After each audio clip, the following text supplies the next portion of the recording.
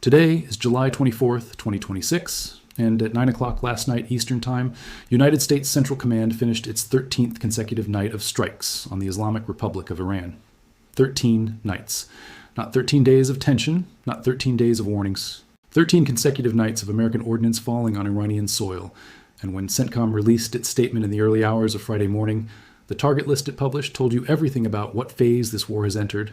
Iranian military command centers, drone storage facilities, communication networks, coastal surveillance sites, maritime capabilities.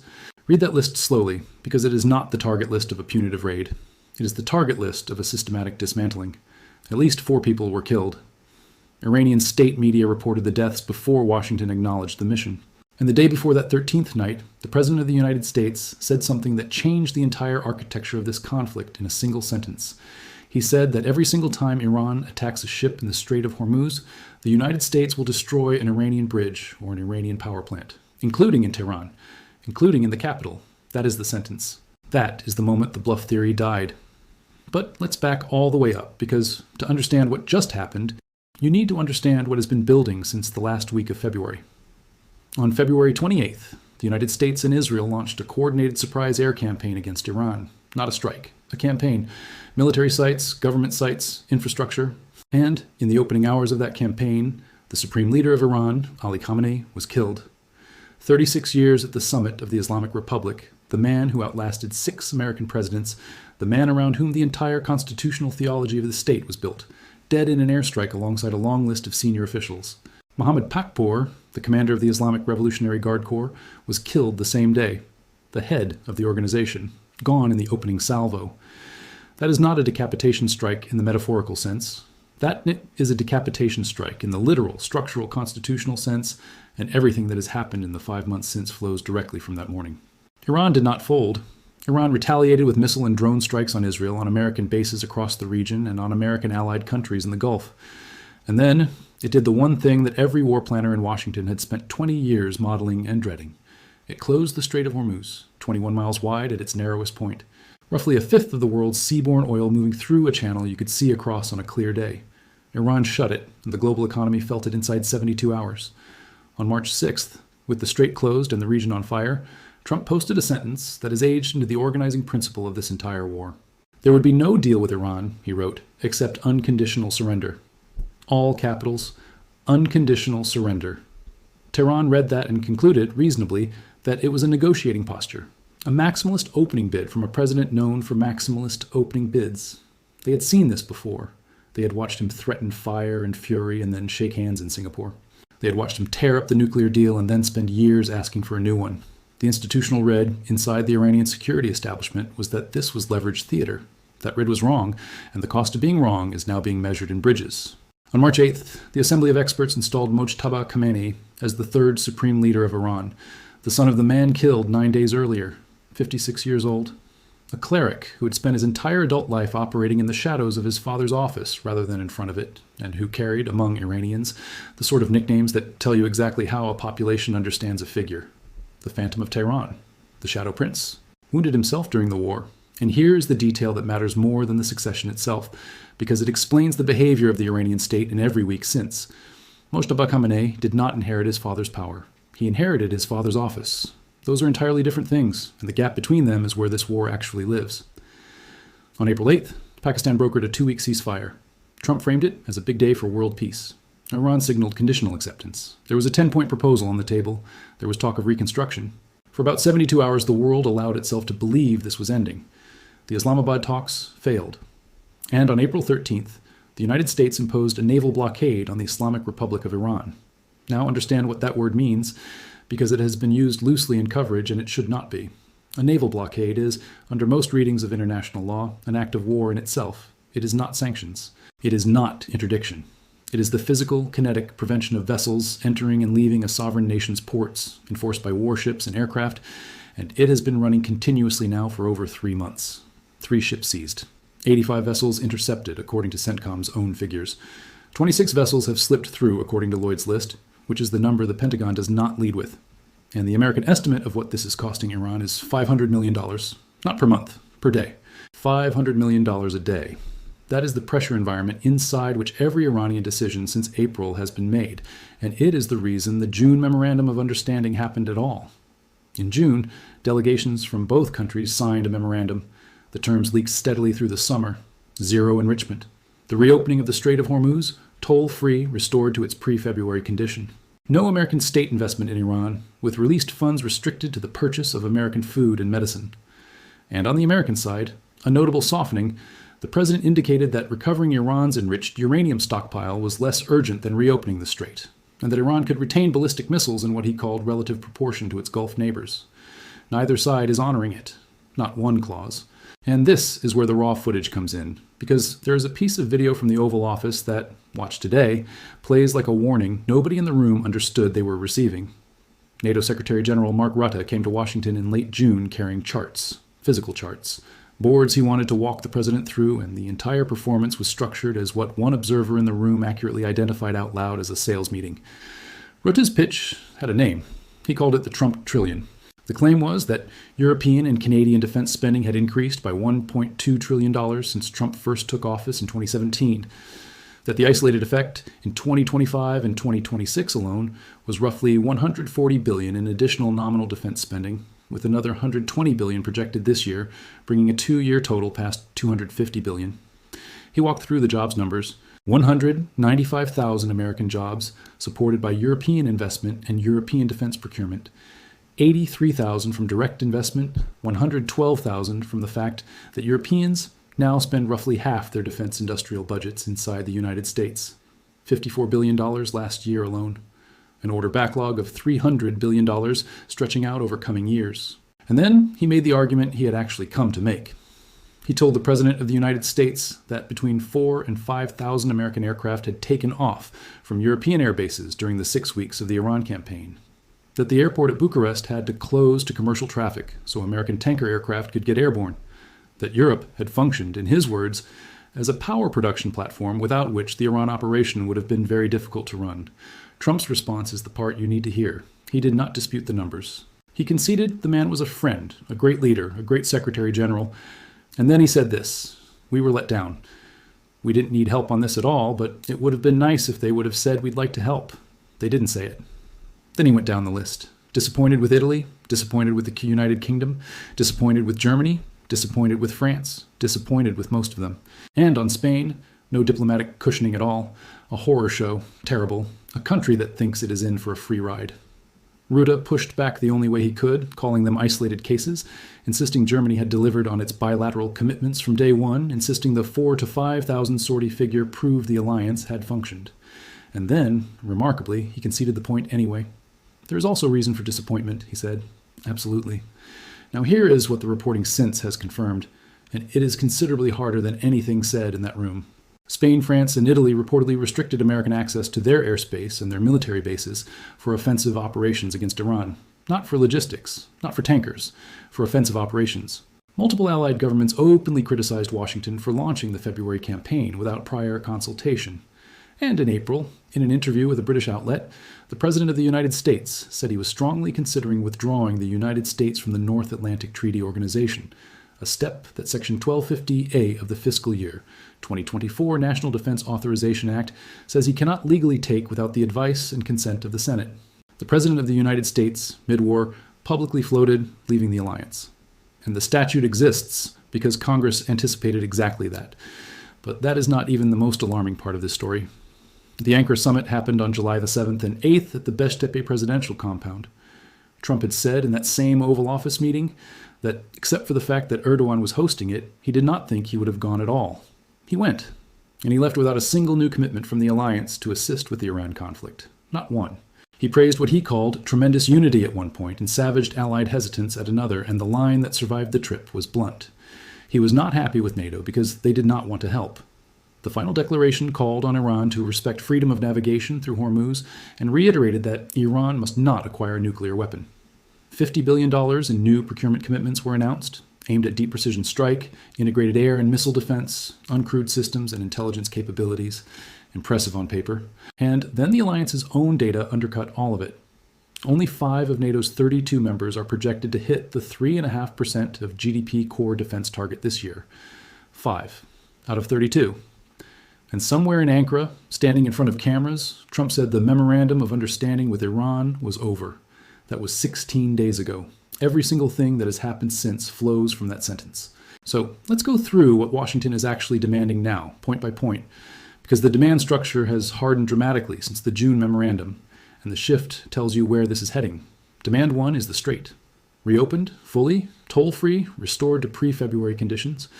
Understand why the toll clause matters so much, because it is the tell.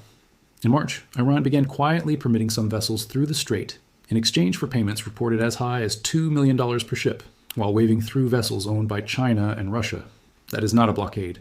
That is a customs regime.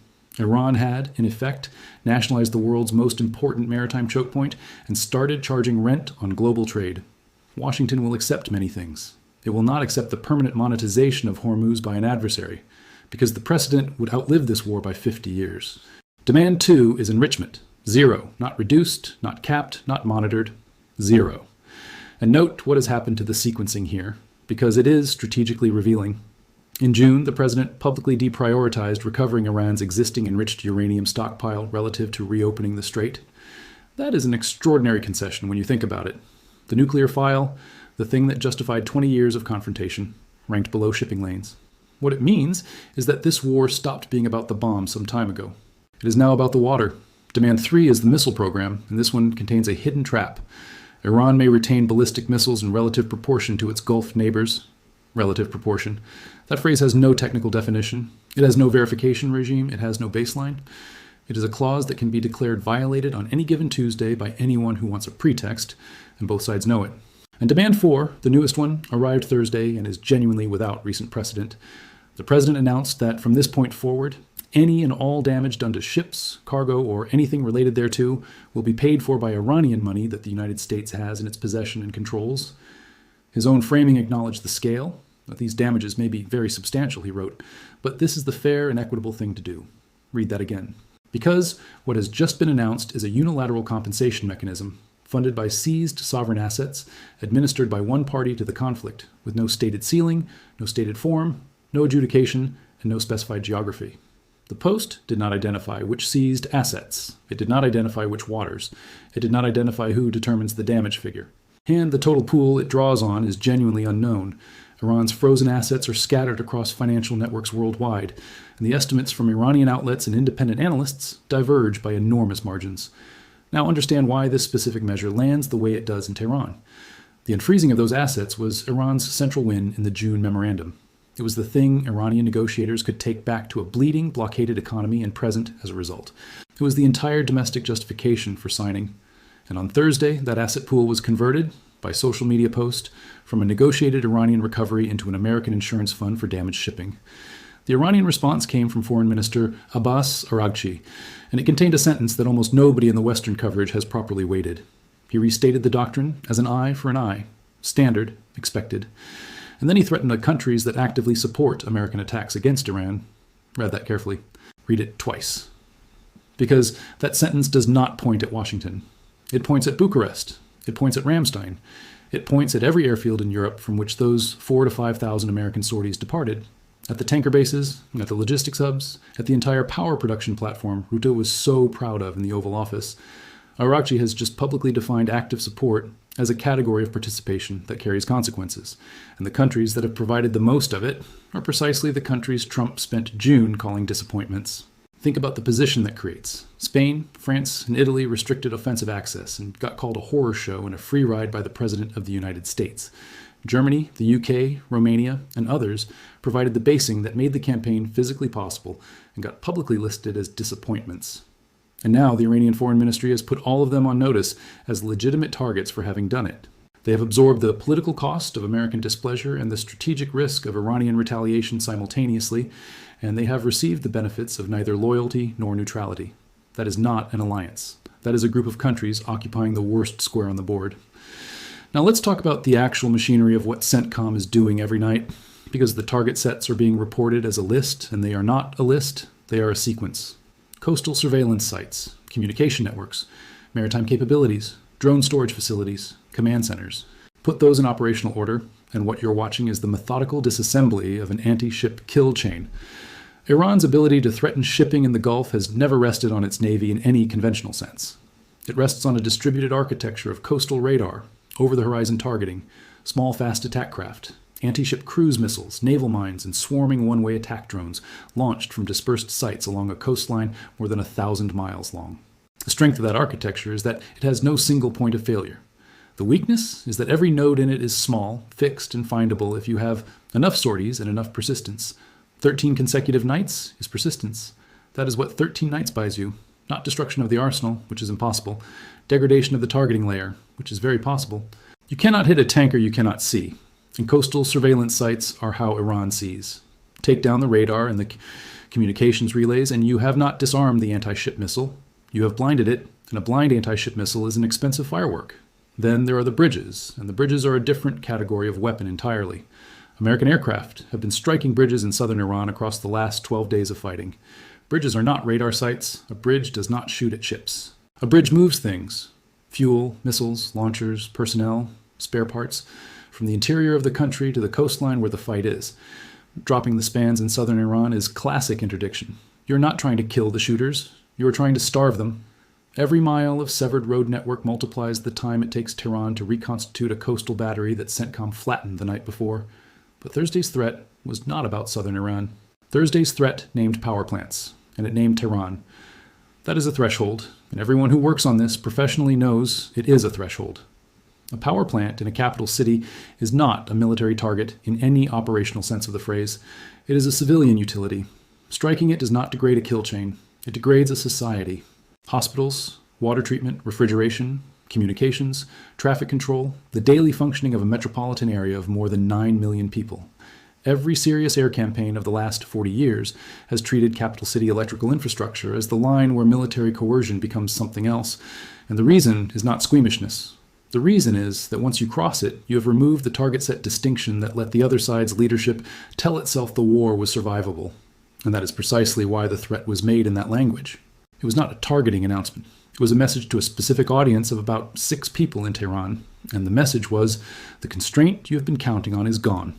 Now, the numbers, the confirmed operational picture as of today, 13 consecutive nights of American strikes, concluding at 9 p.m. Eastern last night. At least 4 killed in the most recent wave. 12 days of bridge strikes across southern Iran, a naval blockade running 102 days. 85 vessels intercepted per CENTCOM. 3 ships seized. 26 vessels through the net per Lloyd's List. $500 million a day in estimated cost to the Iranian economy. 2 cargo ships seized by Iran in retaliation. And then the number that tells the real story. Before this war, roughly 110 ships a day transited the Strait of Hormuz. During the worst of this month's collapse, the figure fell to 13 vessels in 24 hours, 7 inbound, 6 outbound. 7 cargo vessels, 4 tankers, and a waterway built to move a fifth of the planet's seaborne crude. Add GPS spoofing, which has surged again across vessel and flight data around the strait, meaning ships and aircraft, in one of the most congested and consequential navigational environments on Earth, are now operating with degraded position data. That is not a side effect. That is a deliberate accident generation mechanism. And yesterday, oil closed above $100 a barrel for the first time since May because the Iranian-backed Houthis of Yemen have threatened to blockade the Bab al-Mandeb and have begun attacking shipping in the Red Sea, including Saudi vessels. Bab al-Mandeb is the bypass. It is the alternative. It is the route the entire global shipping industry was routing around Hormuz to use. Threaten both, and you have not closed a choke point. You have closed the ocean. Washington's response to that was immediate and structurally significant. Trump declared the United States would hold Iran responsible for any future Houthi attacks, and warned of major military punishment. Secretary of State Marco Rubio took a different line publicly, saying the Houthis had been suckered into attacking Red Sea shipping and calling on them to de-escalate. Notice the daylight between those two statements, because it is not accidental. One treats the Houthis as an Iranian instrument, making Tehran liable for Sanaa's decisions. The other treats them as a manipulated third party with independent agency who can be talked down. Those are two incompatible theories of the conflict being articulated by the same administration on the same day, and which one wins determines whether the next escalation lands on Yemen or on Iran. So here's the convergence, and it is the thing that makes this week structurally different from every previous week of this war. 3 separate pressure tracks are peaking simultaneously. The financial track, a 102-day blockade bleeding $500 million a day, plus a unilateral seizure regime that just converted Iran's single negotiated gain into an American compensation fund, plus fresh sanctions targeting Iranian financial facilitators and the exchange houses that move billions annually for sanctioned banks. The military track: 13 straight nights of strikes systematically degrading the anti-ship kill chain, 12 days of infrastructure interdiction, and a stated escalation ladder that now explicitly includes power generation in the capital. The psychological track: an eye for an eye doctrine publicly restated, a threat extended to third-party European states, and a targeting threshold announced in advance specifically, so Tehran has to sit with it. Any one of these Iran has weathered before. The regime survived the Iran-Iraq War, 8 years of it, with worse casualties and less international standing than it has now. It survived the maximum pressure campaign. It survived the loss of Soleimani, of Hajizadeh, of Kazemi, of Nasrallah, of the Syrian land bridge. Iranian strategic culture is built almost entirely around absorption, around outlasting, around the conviction that American attention spans are shorter than Persian patience. But absorption requires a system capable of making decisions. And that is where this gets genuinely dangerous, because we now need to talk about who is actually running the Islamic Republic of Iran.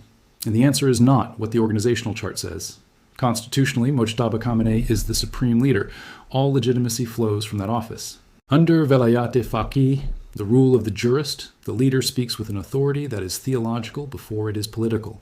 And every figure in the system, the president, the parliament speaker, the commanders, must pledge allegiance to him regardless of private assessments. That is not ceremonial. In the eyes of a great many Iranians, it is binding. Operationally, the picture is very different, and the analysts who track Iranian decision-making structures have been describing it in increasingly stark terms since spring. Mojtaba Khamenei was wounded during the war. His condition and his degree of functional control have been the subject of persistent speculation. And the assessment from serious open-source analysis is blunt. Whether he is fully lucid or not makes little practical difference, because his decisions are effectively being dictated by the IRGC command. Which brings us to Major General Ahmad Vahidi. Vahidi has commanded the Islamic Revolutionary Guard Corps since March 1st, installed within 72 hours of Pakpour's death, and days before the succession was formalized. Sequence matters here. The Guard had a new commander before the state had a new leader. Vahidi is a hardliner by every account, and he demonstrated it within weeks of taking the job when he ordered attacks on the Arab Gulf states. President Pezeshkian, who is a pragmatist and has been visibly trying to reach an agreement with Washington since the spring, apologized to those states and promised the attacks would not recur. Vahidi severely reprimanded the president. The attacks resumed with a vengeance. Sit with that for a second. The elected head of government of a sovereign state issued a diplomatic assurance to neighboring countries. The commander of a military organization overruled him, disciplined him, and reversed the policy, publicly enough that analysts on 3 continents could document it. And then there is the detail that closes the circle. Vahidi is believed to be the only senior figure in the entire Iranian system who can actually meet with Mojtaba Khamenei. That is the whole structure in one sentence. The man who controls the guns controls the only door to the man who holds the legitimacy. Everyone else, Pezeshkian, who wants a deal, Parliament Speaker Mohammad Bagher Ghalibaf, himself an IRGC general and also relatively pragmatic. The entire diplomatic apparatus that Aragchi fronts is negotiating on behalf of an authority they cannot personally reach, in a system where the person who can reach it has a fundamentally different theory of how this war ends. And the intelligence architecture that would normally arbitrate between these factions has holes in it. Majid Kademi, who ran the IRGC intelligence organization and the intelligence protection organization simultaneously, was killed in an airstrike on April 6th. His succession in both roles has been recorded as vacant. Mohammad Kazemi, his predecessor, was killed in June of last year. The organization that exists to tell the Iranian leadership what is actually happening and to police the loyalty of everyone inside the system has been losing its directors faster than it can replace them. So the honest strategic assessment, stripped of what either capital is saying publicly, looks like this. The bluff theory is dead, and it died specifically because of duration. A bluff is a single move. 13 consecutive nights is not a move. It is a policy, and policies require budgets, sortie generation, munitions expenditure, tanker availability, and sustained political cover. Somewhere around night 8 or 9, the Iranian assessment of American resolve had to be revised, and the evidence that it was revised is in Aragchi's shift from threatening the United States to threatening the countries that host American aircraft. That is not the language of a state that believes the campaign will stop on its own. That is the language of a state trying to raise the cost of the logistics chain, because it can no longer raise the cost of the missions themselves. Iran's escalation options are narrowing in a specific and revealing pattern. It struck Bahrain and Jordan in response to the 13th night. Gulf and Levantine targets, not American ones. It has activated the Red Sea through the Houthis rather than the Gulf through its own forces. It seized 2 cargo ships against 3 American seizures. Every one of these is horizontal escalation, widening the geography rather than raising the intensity, precisely because raising the intensity is what invites the power plants. And the American position has its own hard constraint, which almost nobody is connecting. Allied governments and NATO officials have reported that sustained U.S. military operations against Iran could produce procurement shortages and delivery delays affecting assistance to Ukraine. That is the sentence that should have led every story out of Ankara. There is a finite global stockpile of precision munitions, a finite production rate, and 2 simultaneous demands on it. 13 nights of strikes is drawing down an inventory that another war is also drawing down. Rutte himself said it in the Oval Office, almost in passing, and it was the most honest thing said in that room all day. The real problem is that both the United States and Europe are not producing enough, and the stockpiles have to be replenished. Europe cannot fix that quickly, and the reason is upstream of defense budgets entirely. It is minerals. European rearmament runs into Chinese control of the critical mineral inputs that modern munitions require, and no amount of announced procurement solves a supply chain you do not own. Germany's cancelled frigate program is the illustration. A 6-ship class, a total requirement around $18 billion, billions already spent, shut down because the money and the industrial capacity were not there. And that same Germany is now committed to doubling defense spending between 2021 and 2029, projected to spend over $150 billion in 2029 alone, more than the French and the British combined in 2029, 3 years from now, in a war being fought tonight. That is the actual structure of the alliance Rutte was selling with charts, and it is why the sales pitch failed. Not because the numbers were false, because the numbers were future tense. So what happens in the next 48 to 72 hours? Watch the Strait. If Iranian attacks on shipping continue, the president has publicly committed himself to a one-for-one retaliation schedule against bridges and power plants, and a president who has staked his credibility on a stated formula is under enormous pressure to execute it.